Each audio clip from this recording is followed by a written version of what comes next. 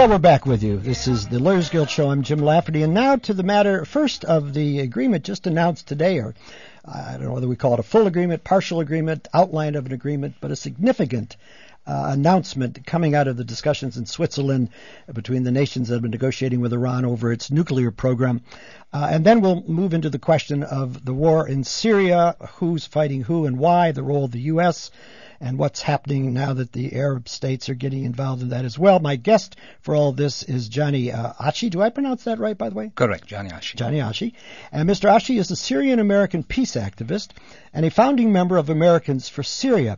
Well, Johnny Achi, welcome to the Lawyers Guild Show. First, give our listeners who may have missed it, and frankly, I missed it driving around and I didn't get to hear it, what we understand came out of Switzerland by way of the progress on the talks with Iran's nuclear policy. Sure. The group's name is Arab Americans for Syria. Arab Americans for Syria. Excuse me. Sure, absolutely. The agreement basically that was just announced will be signed in the end of June 30th. Basically, it calls for Iran to limit its enrichment capacity and also its stockpile. These are the 2 points that the West has able to reach, and of course the Iranians had no problem with, in exchange, of course, for the EU lifting the economic sanctions. Now, the EU is going to lift immediately after the signing, and the U.S. will lift gradually as they start getting some evidence of the agreement taking place. There are 7 points in the agreement, but the first 2 points, again, are the more important ones, which is the limiting of the enrichment capacity. That is going to go from about 19,000 centrifuges that currently exist in Iran to down to only about 5,000. Which would be enough to enrich uranium for civilian use. Also, the capacity, the enrichment can only reach 3.67%, again, enough for civil use to power parts of the country, not the whole country. And then after 10 years, it will be revisited.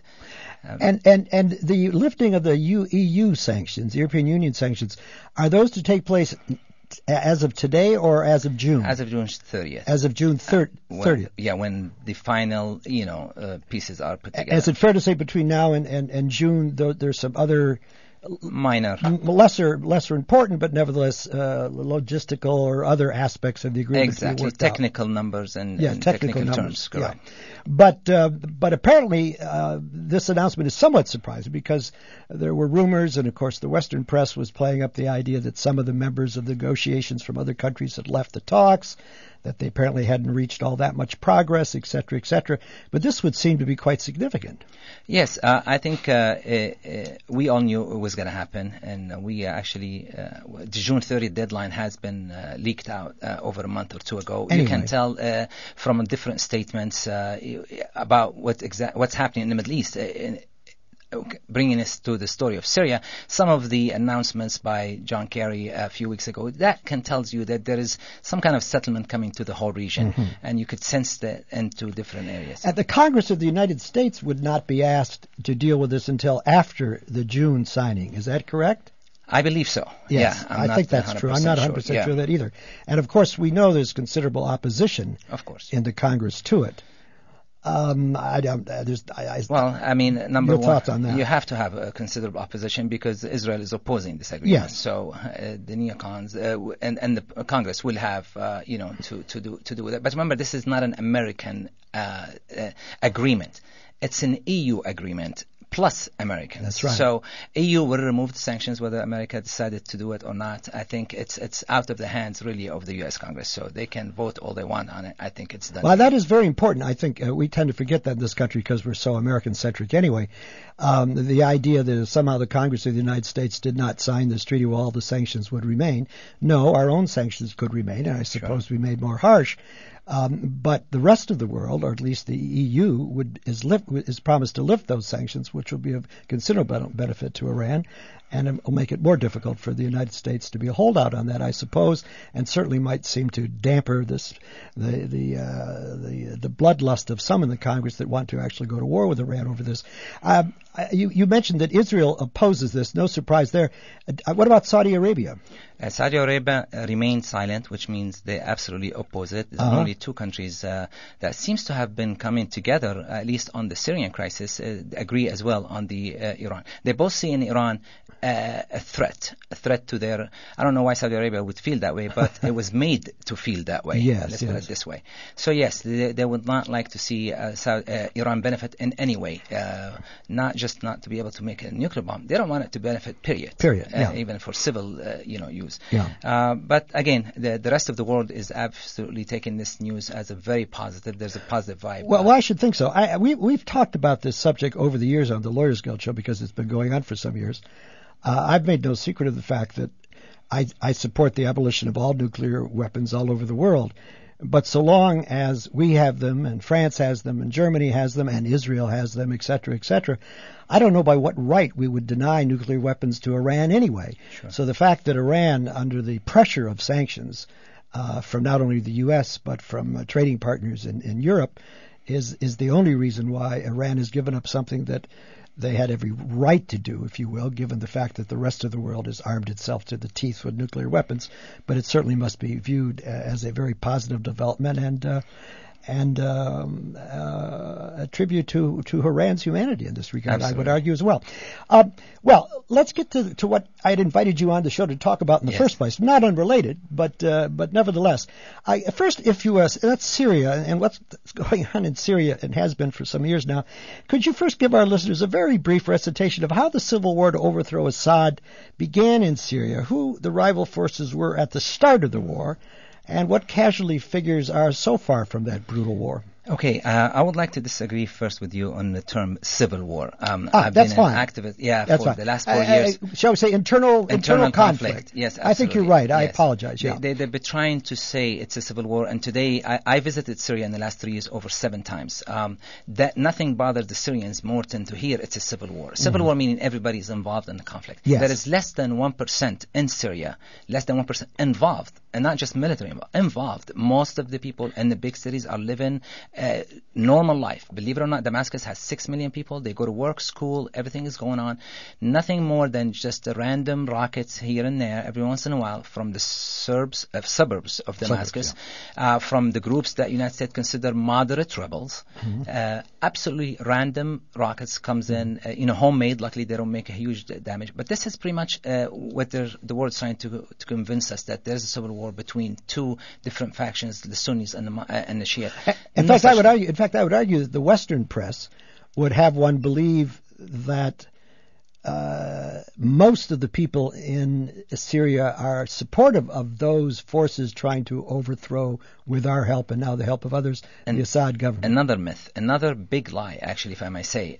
From day one, people were in Syria, as I was, happy to see reforms taking faster pace. Dr. Assad came into power in 2010. He's a reformist. He's educated, a doctor. Of course, there is some, what we call the old guard, didn't want reform to take place, just like, in a lot of old systems. However, he did. In 2010, my last trip to Syria, just before the crisis started, Syria was living its best days, and that's a true statement. You can ask any Syrians.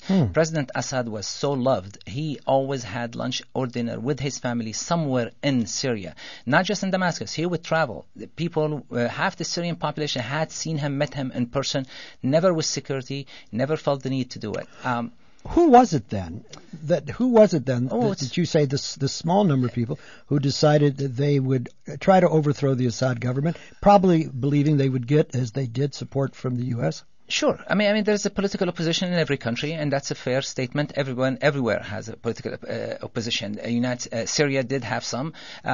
Most of them were not armed. They wanted to see a different system. They have the right to. They want a better relationship with the United States and lesser relationship with Iran and Russia. That's their right.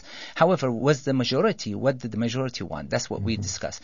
What the Arab Spring came about in 2013 as freedom, democracy's chance, we came out to realize it was nothing but a big lie. When you see Bernard Henry Levy show up in Tunis and shows up in Libya and shows up then in Egypt and then in northern Syria, this is a French Zionist. Yeah. When you see Hamad bin Jassim or Hamad bin Khalifa, the Emir of Qatar, is so interested in democracy in Syria, who has been a parliamentary elections since 1948, since the French left. You bring a tiny little place, autocracy or a religious theocracy like Saudi Arabia or Qatar, trying to teach Syria democracy. It's a mocking of the term. Syria, yes, we were happy to see reforms. President Assad was happy to see, that he was able now to make quicker reforms. There is also, I've also heard the suggestion made, and I'd love your answer on it. It wouldn't shock me either way, that if not incited by in the first instance, at least encouraged in the very first instance, if not incited by, perhaps forces in Israel or in Saudi Arabia. What's your thought on that? Or the United States, for that matter? Absolutely. I mean, I will get to the neighboring states. Fair. I want to continue about Syrians because, yes, Syrians did, with all honesty, did see, a way through the Arab Springs to faster reforms. Yes. They were not, however, oppressed people. The statement that prisons were filled with people, there were less political prisoners, and I am 100% certain of this, in Syria in 2010 or in the beginning of 2011 than there's probably in the United States. So there was no such thing as security forces, none of that. So people, yes, wanted more political freedom, maybe multi-party system, more, media, which was taking place in the beginning. Now, on the neighboring, only on border states like in Daraa in the south, Idlib in the north, you saw suddenly some armed forces. People who tells you there was no weapons in the first 60 months is lying. More security forces, more policemen were shut down, taken out than peaceful protesters in the first 3 months. One incident in June 5th, 2011, and Robert Ford was a witness of this. 124 men represent all sects of Syrians were held in their barracks up in northern Syria, and they were taken down. They were mutilated. Bodies were mutilated, just like it's one of the worst massacres that actually hit Syria throughout the crisis. The world never talked about it. They didn't mention those Islamic extremists rising up from the very beginning. Robert Ford saw it. Never. CNN were there. A lot of BBC. There was a lot of media, Western media in the beginning of the crisis. They were never telling you the truth. They were showing you the few hundred people that were rising in rural areas. Never showed you the millions that were coming out in support of the government, in support of reforms, to be exact. So we realized. Well, that's the reason we started Arab Americans for Syria. We realized what we were up against: a media war. First, before anything else. Not only not telling you the truth or the whole truth, but reversing the facts. Absolutely made it seem like the whole world is against Assad. On the contrary, people wanted safety. Syrian people have seen what happened. I'm not talking about Libya and Tunis lately. Before that, they've seen what happened to the Palestinians. We took them home. We opened our doors for them. In the Lebanese war, 15 years, we've taken in maybe 1.5 million, 2 million Lebanese into that war. We never built tents for them. We took them into our homes.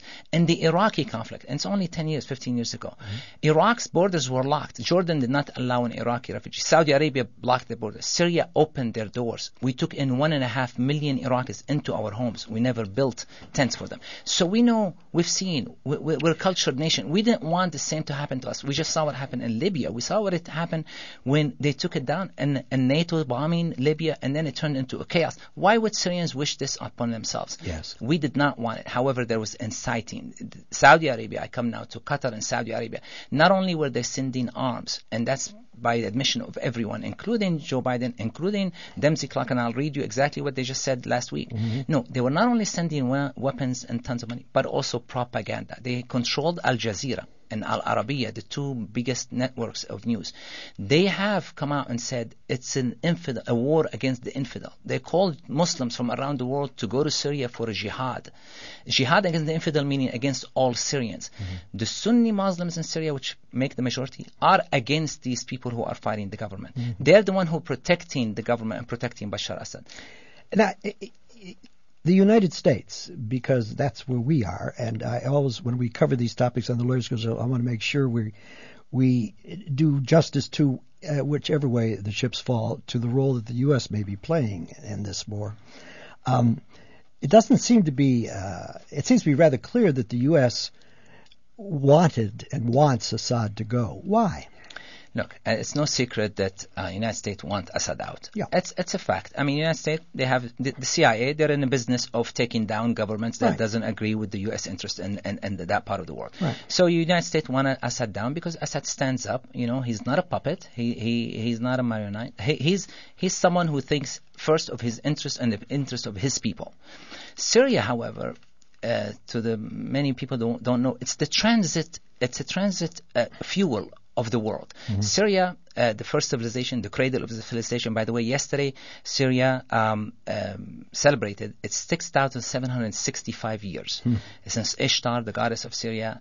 Our year goes about 1,000 even before the Hebrew year, and about 500 before the Pharaoh years. 7,000 years of civilization. Why? Because this part of the world is the cross between East and West. Yes. You cannot go to Europe without passing through Syria. You cannot go to the East without passing through Syria. If you're in that part, yes. Yeah, exactly. So the Qataris have an interest of passing their gas pipeline through Syria. Syria refused to. Okay, we're a sovereign nation. We decide who won. The Saudi Arabia is too scared of a secular government in Syria. They're an autocracy. They cannot see too much, secularism. The United States, of course, also Syria stands up for the Palestinian cause. They support the Palestinian resistances. They stood up for the Palestinian Lebanese resistance in Lebanon. So they would love to see Assad goes. However, at what cost? Okay, so they supported these religious groups. They went to bed with the Muslim Brotherhood, thinking the Muslim Brotherhood will take over, the Middle East. They promised to protect the U.S. interest. Okay, they put them in Tunisia, they put them in Libya, and they tried to put them in Egypt, and they succeeded actually. But for a time. But the Egyptians came out with a true revolution and took them out and decided no. Syria is standing tall and refusing. And I would like to quote General Ismail Haki, who is the ex-chief of staff of the Turkish army. He said that Turkey have repeatedly asked Syria, upon request from the West and Washington, to let the Muslim Brotherhoods enter the government. And when Assad refused, they moved to the armed rebellion by importing armed groups, mercenaries, and terrorists from all over the world to overthrow Assad by force. So we know this is what was happening. Now, well, hold, just I want to remind our audience it's KPFK 90.7 FM here in Los Angeles, streaming worldwide on the web at kpfk.org, that they're listening to the Lawyers Guild show. I'm Jim Lafferty, and I'm talking at the moment about Syria and the internal wars going on in Syria with Johnny Achi, who is a Syrian-American peace activist and a founding member of Arab Americans for Syria. I wonder, Johnny, the U.S. now uses the fact that ISIS has entered the fray in Syria as excuse or cover for their continued efforts to overthrow the Assad government. Very odd, if you think about it. They've joined forces with ISIS, if you will. Okay. Talk to us about that peculiar set of bedfellows. Very interesting how we change names of the same groups. Yes. ISIS is Al-Qaeda, yes. and Nusra Front before it is Al-Qaeda. Yes. Now suddenly we don't hear of Mus'ab al-Zarqawi. No. Now we have a new gentleman named Abu Bakr al-Baghdadi. That's right. Now to the listeners, I need to tell them Abu Bakr al-Baghdadi was imprisoned by the U.S. at a camp in Iraq between 2006-2008. Okay, and it was exactly in Buqa camp in Iraq. Upon his release in 2008, al-Baghdadi, at that time, 2008-2009, he became the Khalifa of ISQ, meaning the Islamic State of Iraq at the time, ISI. That's ISI. Right. His first day at the job in late 2009, early 2010, he put 40 bombs. Did not attack a single American, whereas Abu Mus'ab al-Zarqawi and Al-Qaeda were attacking the Americans. He instead hit nothing but Shiite targets. The mosques, the souks, all in one day. Over 450 civilian targets. And this is at the same time the Bush administration announced its plan for a new Middle East. A plan would employ sectarian violence as part of a process. In Arabic we call it al-fawda al-khallaqa, or creative destruction in the region. And this is true. And as soon as United States left Iraq in 2011, we started with something called the Arab Springs. ISIS have grown, entered Syria in 2012, have committed massacres against Syrians for the last 3 years. No one has talked about. As soon as the 3 Westerners were beheaded, then United States government now feels like we need to fight this terror group. However, this terror group been fighting against Syrian civilians and killing tens of thousands of them for the previous 3 years. That didn't happen. Now, this is the question. Is the United States really fighting ISIS? That's the question. Is Al-Qaeda a friend or a foe? Is the question I have. As a Syrian American, would like to ask. Because we know that the United States is sending arms to rebels, what they call moderate rebels. That another lie that is costing a lot of Syrian lives. The United States insists that there's somewhere in Syria, there's some group somewhere, invisible. Some saintly group. Absolutely, called moderate rebels. I have been for 4 years trying to ask anyone to identify one. Is Abu Saqqar the one who took the Syrian heart out, the Syrian soldier's heart out, and ate it on TV, and it was shown here? He's a Free Syrian Army. That was the most moderate they can be. Yeah. Is Al-Nusra, which the United States keeps telling us, Al-Nusra is not. Al-Nusra admitted they are Al-Qaeda in Syria. Yes. Qatar just announced that they will send more weapons to Al-Nusra and more funding if they relinquish or say that they're not Al-Qaeda. 2 weeks ago, Al-Nusra tweeted, no, we are Al-Qaeda in Syria. We will not relinquish. The General Martin Dempsey, and that's the most, admission by any high-ranking officer in the United States, told a congressional hearing, I know that major Arab allies are the one who fund ISIS. So if we know that Saudi Arabia, let's call them, Qatar, Bahrain, Kuwait, Jordan, are the ones who are funding ISIS to overthrow Syria's President Bashar Assad, then what is our fight ISIS meaning? So are we fighting the terrorists, or do we want to fight terrorism?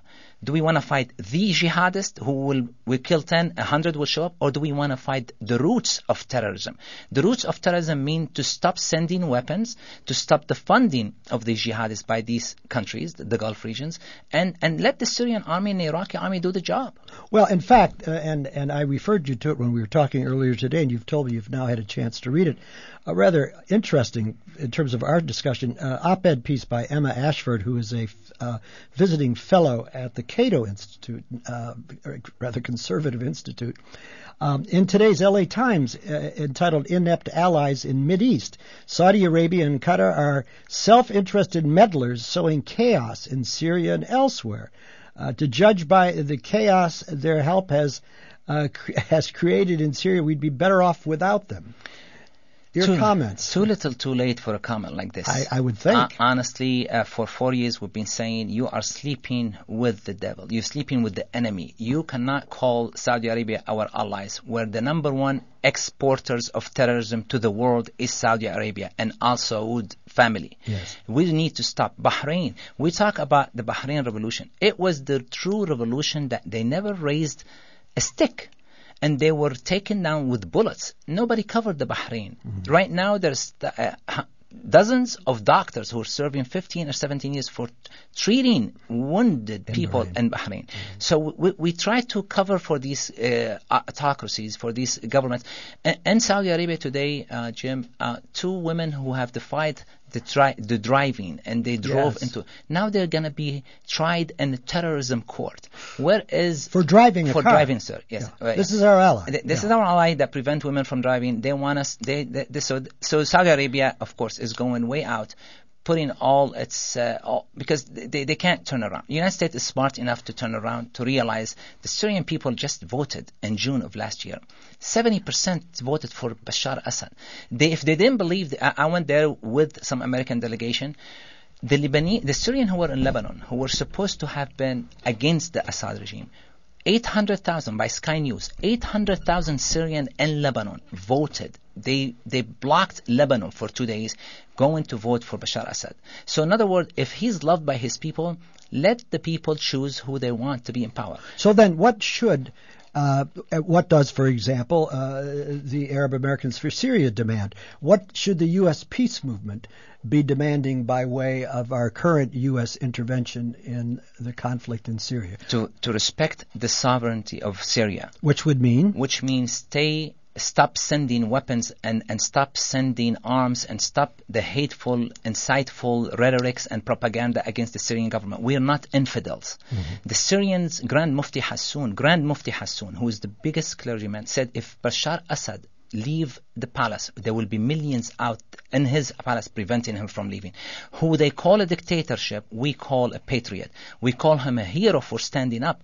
The true man who's fighting terrorism in the world today is the Syrian army headed by Bashar Assad. Let the people choose. Bashar Assad had an election that they boycotted. They know they cannot win but by the tank. They cannot win but by jets. Syrians will choose their future. We are capable enough, we're smart enough, we're civilized enough to choose who we want. Let the people decide. And if the U.S. stopped its military actions in Syria, would it, do you think, quickly turn the tide in favor of the Syrian army? Absolutely. Syrian army, it took United States about 4 weeks to free a small Ain al-Arab, or they call Kobani here. The Syrian army freed much bigger territory without the use of jets, that quick. Mm-hmm. Do you agree, by the way, that with more Arab states getting involved, that does that work to Assad's advantage or to the advantage of the terrorists? Of course, the advantage of the terrorism, because the Arab nations are not being peaceful brokers. They're not being honest brokers. They're supporting certain regimes. And, okay. Yeah. And if our listeners want to know more about this, because you've given out an awful lot of information in a short period of time, because you know so much about it, Johnny, what website might they go to? Just go to facebook.com/AA4Syria. Facebook.com// /AA, letter A, number 4, Syria. For Syria, AA4Syria, which is Twitter. Arab Americans for Syria. Correct, Arab Americans for Syria. Yeah, I guess you could go, is that a website Twitter, as well? Twitter, AA4Syria as well. And Twitter as yes. well. So do that, friends, because it is complicated. You certainly can't get the whole story from the Western press.